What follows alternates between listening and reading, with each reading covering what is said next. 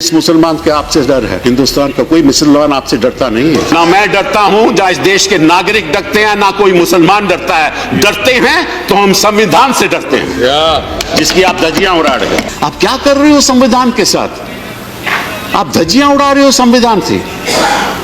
आपका मकसद क्या है? आपका मकसद तो हमें मालूम है, 2014 से हमें मालूम है आपका मकसद क्या रहा है। कभी घर वापसी, कभी लव जिहाद, कभी ट्रिपल तलाक, कभी सीएबी, कभी एनआरसी, फिर दोबारा एनआरसी, मतलब के फिर 370।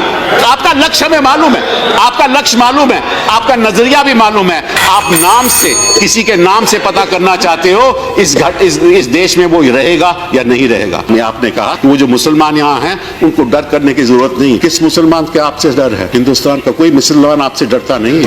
आप कहते हैं कि आपके प्रधानमंत्री जी सबका साथ और सबका विकास में विश्वास करते हैं। सबका विश्वास तो उन्होंने खो दिया, क्योंकि 2014 से लेकर अब तक सबका साथ उन्होंने कभी भी नहीं दिया। You are destroying the future of this country. ये भक्त जो हैं, ये क्या करते हैं? गाय के पति ये इंसान को मारने को तैयार है। ये क्या करते हैं? अगर आप भारत माता की जय नहीं बोलोगे तो फिर देखना इसका नतीजा क्या होगा। अगर भारत माता इतनी ही प्यारी है तो जाओ ना सरहद पे लड़ो, जाओ सरहद पे लड़ो, उनको बोलो लड़ो, ठीक है ना। अपने आदमियों को मारने के बजाय वहां जाकर एनिमी को मारो, फिर पता चलेगा कि भारत माता की आप सुरक्षा कर रहे हो। वो हिम्मत नहीं है आप में।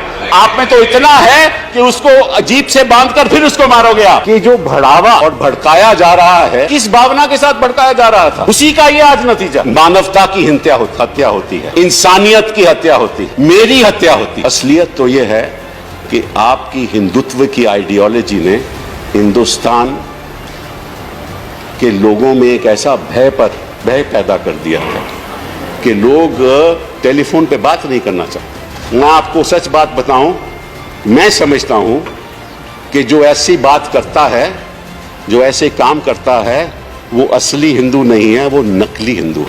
और अगर लड़ाई होगी आगे तो यहां और वहां की होगी, असली हिंदू और नकली हिंदू के बीच में होगी। 2017 में सबसे ज्यादा हत्याएं हुई हैं और ये कहते हैं कि हम गांव की रक्षा करना चाहते हैं। मैं आपको बताता हूं कि हरियाणा में मथाना जगह है एक, वहां एक गौ रक्षा की जगह है, वहां 50 गाय की मृत्यु हो गई।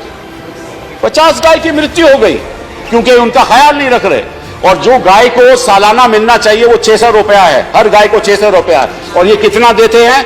150 रुपए। मतलब कि जो सरकार है वो भी गाय को जो देना चाहिए वो भी पैसा खा जाती है। ये इनकी सरकार। और ये कहते हैं कि गाय के प्रति ये इंसान को मारने को तैयार है।